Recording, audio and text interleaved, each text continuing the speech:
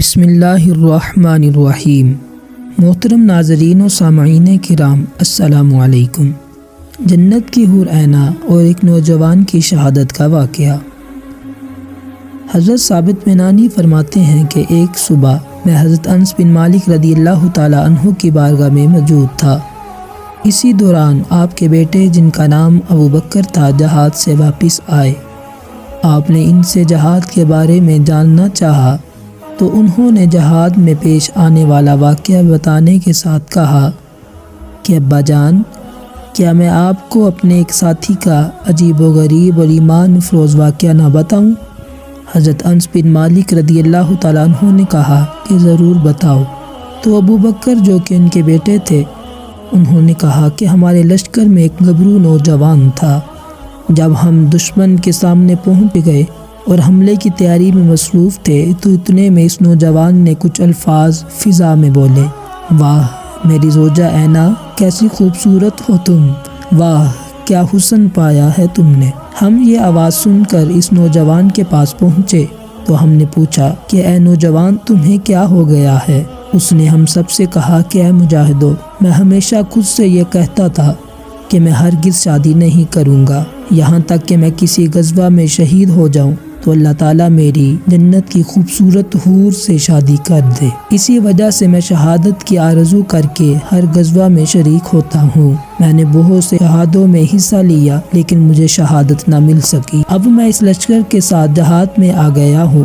راستے میں نے ارادہ کیا ہے کہ اگر اس مرتبہ بھی شہادت نہ ملی تو میں واپسی پر شادی کر لوں گا۔ ابھی کچھ دیر قبل مجھے اونگ آئی اور میری خواب میں کوئی آیا اور کہنے لگا کہ کیا تم ہی ہو جس نے کہا ہے کہ اس مرتبہ شہادت نصیب نہ ہوئی تو میں واپسی پر شادی کر لوں گا؟ اس نے کہا جی ہاں میں ہی ہوں۔ پھر اس نے کہا سنو، اللہ تعالیٰ نے تمہاری شادی عینہ حور کے ساتھ طے کر دی ہے، اٹھو اور چلو میرے ساتھ۔ وہ مجھے لے کر ایک خوبصورت باغ میں پہنچا۔ اس باغ کا منظر انتہائی خوبصورت تھا جو کہ میں نے پہلے کبھی نہیں دیکھا تھا۔ اس میں 10 ایسی خوبصورت و حسین و جمیل حوریں موجود تھی جو کہ پہلے کبھی میں نے نہ دیکھی، اور ایسا حسن میں نے پہلے کبھی نہیں دیکھا تھا۔ میں نے سوچا کہ شاید ان میں سے کوئی ایک حور عینہ ہوگی۔ یہ سن کر ان میں سے فضائیں بولیں، ہم تو ان کی کنیزیں ہیں، عینہ حور تمہارے سامنے کی طرف ہے۔ میں جب آگے بڑھا تو ایک انتہائی خوبصورت باغ نظر آیا۔ یہ پہلے باغ سے بھی خوبصورت اور وسیع تھا۔ اس باغ میں 20 ایسی حسین و جمیل فضائیں موجود تھیں کہ ان کے حسن و جمال کے سامنے پہلی 10 کا حسن پھیکا پڑ گیا تھا۔ میں نے سوچا کہ انہی میں کوئی حور عینہ ہوگی، لیکن جواب ملا کہ آگے چلے جاؤ، عینہ حور تمہارے سامنے کی طرف ہے، ہم تو اس کی کنیزیں ہیں۔ میں جب آگے بڑھا تو ایک وسیع سلطنت اور ایک بہت شاندار اور حسین باغ موجود تھا جو پہلے 2 باغوں کی نسبت بہت زیادہ حسین اور خوبصورت تھا۔ اس باغ میں 40 ایسی حوریں موجود تھی جن کے سامنے پہلے آنے والی حوروں کی خوبصورتی کچھ بھی نہ تھی۔ میں نے دل میں کہا کہ ان میں سے ضرور کوئی عینہ حور ہوگی۔ یہ سن کر انہوں نے کہا کہ عینہ حور تمہارے سامنے کی طرف ہے، تم آگے چلے جاؤ۔ میں جب آگے بڑھا تو میں نے خود کو یاقوت کے بنے ایک کمرے میں پایا جس میں تخت کے قریب خوبصورت دوشیزہ موجود تھی۔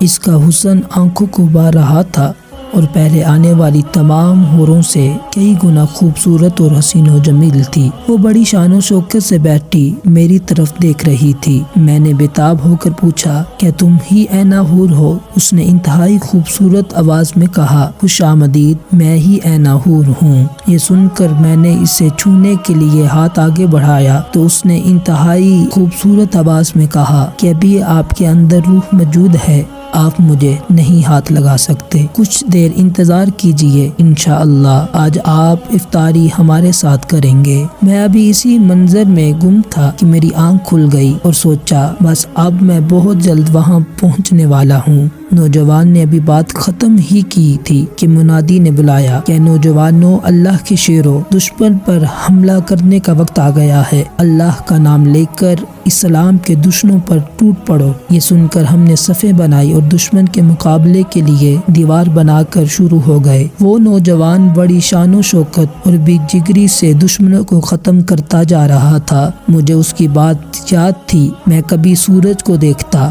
اور کبھی اس نوجوان کو دیکھتا۔ جیسے ہی سورج غروب ہوا تو اس نوجوان کی گردن تن سے جدا کر دی گئی اور وہ راہ خدا میں اپنا سب کچھ قربان کر چکا تھا۔ میں یہ تو نہیں جانتا کہ وہ نوجوان پہلے شہید ہوا یا سورج پہلے غروب ہوا، لیکن یقیناً اس نے افطاری عین حور کے ساتھ ہی کی ہوگی۔ حضرت انس بن مالک رضی اللہ تعالیٰ عنہ نے جب یہ سارا واقعہ سنا تو آپ بے ساختہ دعا گو ہوئے اور کہا کہ اللہ کی رحمت ہو اس مجاہد پر۔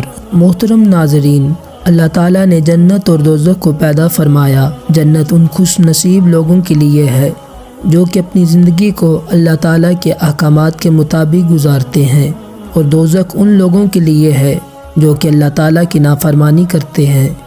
ہمیں بھی چاہیے کہ ہم اللہ تعالیٰ کے احکامات پہ عمل کریں تاکہ اللہ تعالیٰ ہم سب کو جنت جیسے عظیم نعمت عطا فرمائے۔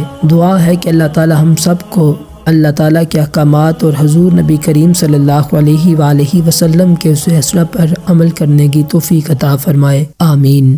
ویڈیو اچھی لگے تو اس چینل کو سبسکرائب کریں اور بیل آئیکن کو دبانا نہ بھولیں۔ ملتے ہیں انشاءاللہ نیکسٹ ویڈیو میں۔ اللہ حافظ۔